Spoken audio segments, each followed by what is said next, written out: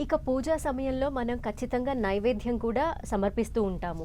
అయితే ఈ నైవేద్యం విషయంలో కూడా 9 రకాలు నైవేద్యం సమర్పించాలా? లేదా 21 రకాల నైవేద్యాన్ని సమర్పించాలా అనే విషయంలో ఒక చిన్న సందేహం ఉంది.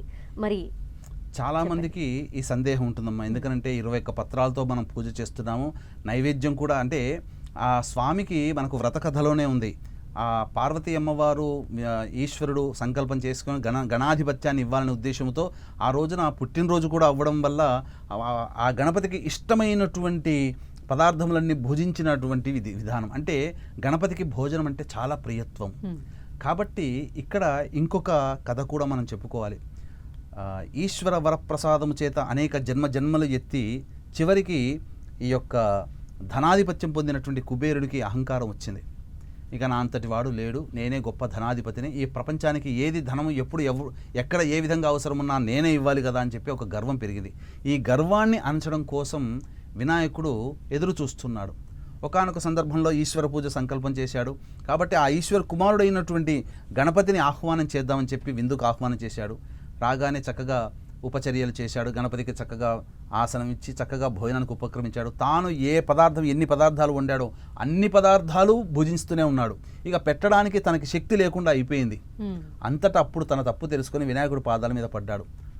అప్పుడు తెలుసుకున్నాడు ఏంటంటే ఇక్కడ ఏంటి, ఈ యొక్క గర్వాన్ని కూడా అణిచినటువంటి వాడు వినాయకుడు. అంటే ఏంటి, ఈ భోజన ప్రియ అని చెప్పి ఉంది కదా. కాబట్టి ఈ భోజన ప్రియలో భాగంగా ఎవరి శక్తిని అనుసరించి వాళ్ళు నైవేద్యాలు పెట్టుకోవచ్చునమ్మా. అయితే అందరికీ శక్తి ఉంటుందా? సామాన్య మానవుడికి ఇప్పుడు దారిద్ర్యముతో ఇబ్బంది పడేటువంటి వాడికి శక్తి ఉండదు.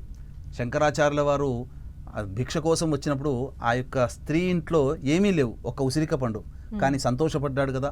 ఆమె దారిద్ర్యాన్ని తెలుసుకున్నటువంటి ఆ శంకర భగవాన్ల వారు కనకవర్షమే కనక ధారాస్తోత్రాన్ని చదివి కనకవర్షమే ఆ ఇంట్లో కురిపించారు. ఇప్పటికీ ఆ ఇల్లు అక్కడే ఉన్నది. ఇప్పుడు అందు కూడా మనం టూరిస్ట్ ప్లేస్గా మనం చూడవచ్చు కాలడీలో.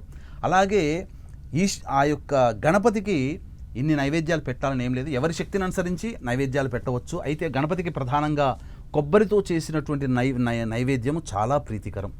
ఉండ్రాళ్ళు కూడా చాలా ప్రీతికరం.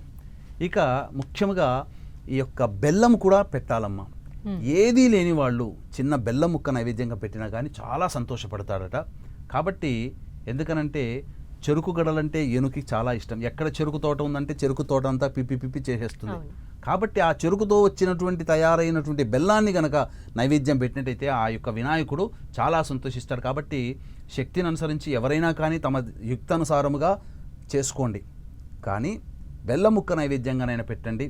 ఇంట్లో మీ చేతులతో స్వహస్తాలతో చేసినటువంటి, ఎక్కడో కొనుక్కొచ్చి అవన్నీ రెడీమేడ్గా కాకుండా, ఎందుకంటే ఎప్పుడు చేసి ఉంటాయో, ఎవరు చేసి ఉంటారో, ఎలాంటి పరిస్థితుల్లో ఉండి ఎలాంటి భావంతో చేసి ఉంటారో తెలియదు. కానీ మన చేతితో మనకిష్టమైనటువంటి ఆ బొజ్జ గణపయ్యకి మన చేతితో చేసినటువంటి కొబ్బరి లడ్డూని కనుక బెల్లంతో చేసినటువంటి కొబ్బరి లడ్డూని నైవేద్యంగా పెట్టినట్లయితే చాలా సంతోషిస్తాడు. ఉండ్రాళ్ళు పెట్టడం మాత్రం వినాయక చవితి సందర్భంగా ప్రత్యేకమైనటువంటి నైవేద్యంగా చెప్పవచ్చు.